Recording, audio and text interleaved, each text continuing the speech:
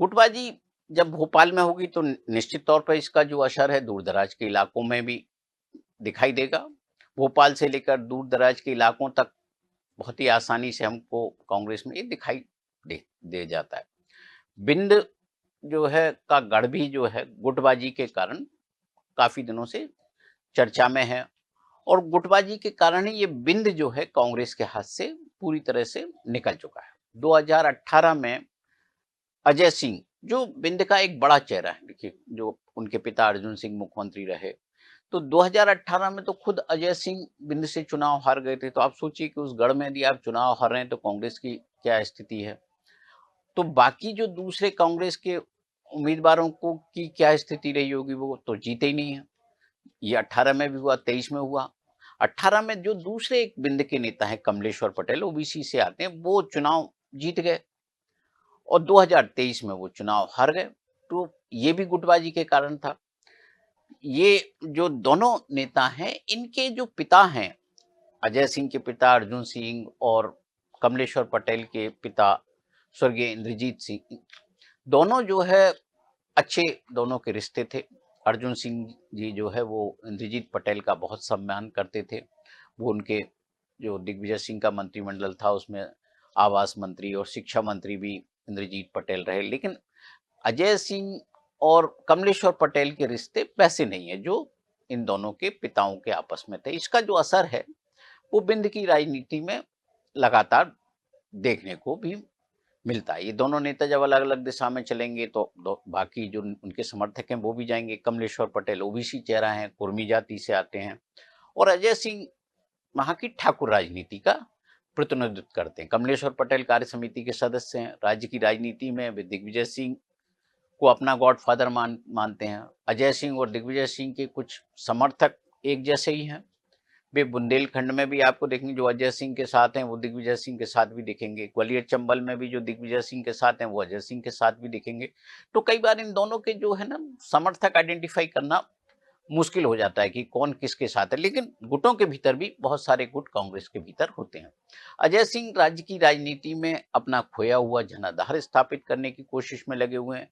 इस कारण प्रदेश कांग्रेस अध्यक्ष जीतू पटवारी और प्रतिपक्ष के नेता उमंग सिंगार में असुरक्षा का भाव आना स्वाभाविक है। अजय सिंह को अलग अलग तरह के दावे जो है उनको लेकर सामने आ रहे हैं। कोई उन्हें प्रतिपक्ष के नेता के पद का दावेदार बता रहा है, तो कोई प्रदेश कांग्रेस अध्यक्ष के लिए बता रहा है कि वो जो भी अभी सक्रिय हैं इन दो पदों में से किसी के एक के लिए। तो इसलिए इस पद पर बैठे जो दोनों नेता हैं वो असुरक्षा में घिरना स्वाभाविक है। जीतू पटवारी के समर्थकों में भी बेचैनी है। जब अध्यक्ष के लिए बात चलेगी तो स्वाभाविक होगा। तो ऐसे में जो है एक समर्थक हैं डॉक्टर विनोद शर्मा, वो सीधी के प्रभारी हैं। उनकी एक सोशल मीडिया पोस्ट ने सीधी ही नहीं पूरे बिंड की राजनीति को गरमा दिया।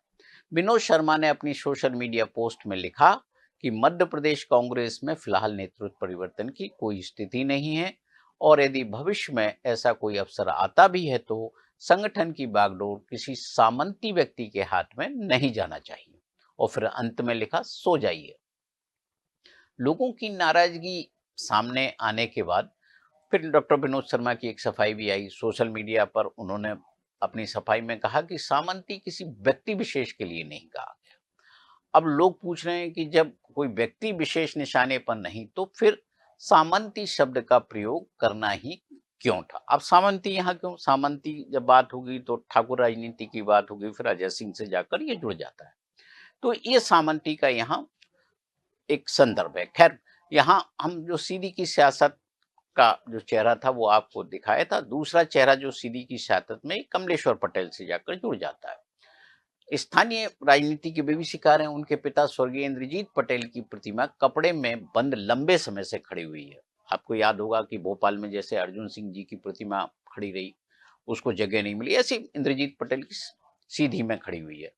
साल 2023 में नगर पालिका सीधी ने इंद्रजीत पटेल की प्रतिमा स्थापित करने का निर्णय लिया था। उस निर्णय के परिप्रेक्ष्य में जो है वो प्रतिमा इंद्रजीत पटेल की बनवा ली गई। प्रतिमा तैयार हो गई। पिछले कई दिनों से वो कपड़े में बंद खड़ी हुई है। पिछले दिनों जो है, पिछले सप्ताह की बात है ये, अचानक ये प्रतिमा सरकारी रेस्ट हाउस के पास खाली जमीन पर खड़ी कर दी गई। कपड़ा उस पर तब भी बंधा हुआ था। प्रशासन की कोई अनुमति नहीं ली गई थी। कलेक्टर विकास मिश्रा ने मामले की गंभीरता को देखते हुए प्रतिमा के आसपास 100 मीटर के क्षेत्र में धारा 163 लागू कर दी। जिला प्रशासन के अनुसार प्रतिमा पूरी तरह से अवैध ढंग से रखी गई है। कोई पूर्व अनुमति भी नहीं ली गई। इंद्रजीत पटेल सीधी से 7 बार के विधायक चुने गए थे। वे क्षेत्र के एक लोकप्रिय नेता थे। इसके बाद भी उनकी प्रतिमा के लिए कोई जगह नहीं मिल पाई, तो जाहिर है कि कोई सियासत होगी।